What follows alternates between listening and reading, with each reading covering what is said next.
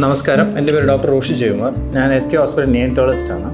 നമ്മൾ ഇന്നത്തെ ചർച്ചാ വിഷയം കുട്ടി ഡിസ്ചാർജ് ആയതിനു ശേഷം വീട്ടിൽ പോയതിനു ശേഷം കുട്ടീനെ ശുശ്രൂഷിക്കേണ്ട രീതിയിലുള്ള കാര്യങ്ങളാണ്. കുട്ടി പ്രസവത്തിന് ശേഷം തന്നെ മുലപ്പാൽ രീതിയും കുട്ടിക്ക് മുലപ്പാൽ കിട്ടാതിരിക്കാനുള്ള എല്ലാ സിറ്റുവേഷൻസും ലാക്റ്റിംഗ് എന്നുള്ള കാര്യങ്ങൾ നോക്കി ലാക്ടേഷൻ കൗൺസിലറുടെ ഇൻവോൾവ്മെൻറ്റ് ചെയ്തതിന് ശേഷമാണ് കുട്ടിയെ നമ്മൾ ഡിസ്ചാർജ് ചെയ്ത് വിടുക. അമ്മയുടെ ഒപ്പം വീട്ടിൽ പോയതിനു ശേഷം അമ്മ 3 മണിക്ക് ഒരിക്കൽ ഫീഡ് ചെയ്യുന്നുള്ള ബുദ്ധിമുട്ടുണ്ടായിരിക്കും എന്നുള്ളതാണ് പ്രാധാന്യം. അതിൻ്റെ കൂട്ടത്തിൽ പൊതിഞ്ഞു വയ്ക്കുന്ന തുണിയുടെ പ്രതലം ടെമ്പറേച്ചർ മെയിൻറ്റെയിൻ ചെയ്ത് കിട്ടുക എന്നുള്ളതാണ് ആവശ്യം.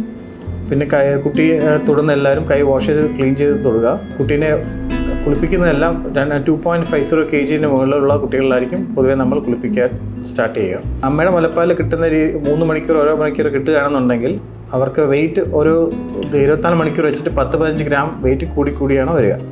അപ്പോൾ അങ്ങനെ ഡിസ്ചാർജിന് ശേഷം നമ്മൾ തിരിച്ച് ഫോളോ അപ്പിന് വിളിക്കുമ്പോൾ കുട്ടിയുടെ തൂക്കത്തിൻ്റെ ഇമ്പ്രൂവ്മെൻ്റ് ഉണ്ടോ നോക്കും.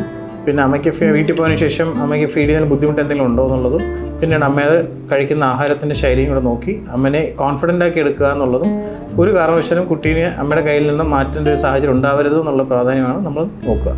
പൊതുവേ കുട്ടിക്ക് വീട്ടിൽ വെച്ചുണ്ടാകുന്ന സാഹചര്യങ്ങളെല്ലാം അണുക്കളാണ്. അണുബാധ വരുന്നിട്ടാണ് പ്രശ്നങ്ങൾ വരിക. അങ്ങനെ വരാതിരിക്കാനുള്ള കാരണങ്ങൾ ചെയ്യേണ്ടത് കുട്ടീനെ പൊതിയുന്ന തുണിയുടെ നീറ്റായിട്ടുള്ള ക്ലീൻ ചെയ്തിട്ടുള്ള തുണിയായിരിക്കണം. സോപ്പും വാട്ടറും അല്ലെങ്കിൽ ഡിറ്റർജൻറ്റ് ഉപയോഗിച്ചിട്ട് തുണി വെച്ച് വാഷ് ചെയ്തതിന് ശേഷം കോട്ടൺ ടൈപ്പുള്ള തുണികൾ മാത്രം വേണം കുട്ടിയെ റാപ്പ് ചെയ്ത് കിടത്താനുള്ളത്. പൊതുവേ കട്ടിയുള്ള പ്രതലം വെച്ചിട്ടുള്ള ബേബീനെ കവർ ചെയ്ത് കിടത്തുകയാണെങ്കിൽ ഓവർ ഹീറ്റായിട്ടും തൂക്കം കുറഞ്ഞും മഞ്ഞ പ്രശ്നങ്ങളോട്ടും പോവാം. പിന്നെ കുട്ടീനെ കയ്യിൽ ഗ്ലൗസും സോക്സ് ഉപയോഗിച്ച് പൊതിഞ്ഞ് കിടത്തുക എന്നുള്ളതാണ് ആവശ്യം. ഈ മഴക്കാല സമയത്ത് അമ്മയ്ക്കോ അമ്മയുടെ വീട്ടിലുണ്ടെന്ന വേറെ കുട്ടികളോ വിസിറ്റേഴ്സായിട്ടോ വരുന്ന കുട്ടികളും മുതിർന്ന കുട്ടികൾക്കും എല്ലാം ജലദോഷം തുമ്മലും ചുമയെല്ലാം ഉണ്ടെങ്കിൽ കയ്യിൽ നിന്നും ചെറിയ നവജാത ശിശുക്കളുടെ അടുത്തോട്ട് വരാതിരിക്കാൻ നോക്കുക എന്നുള്ള പ്രാധാന്യം.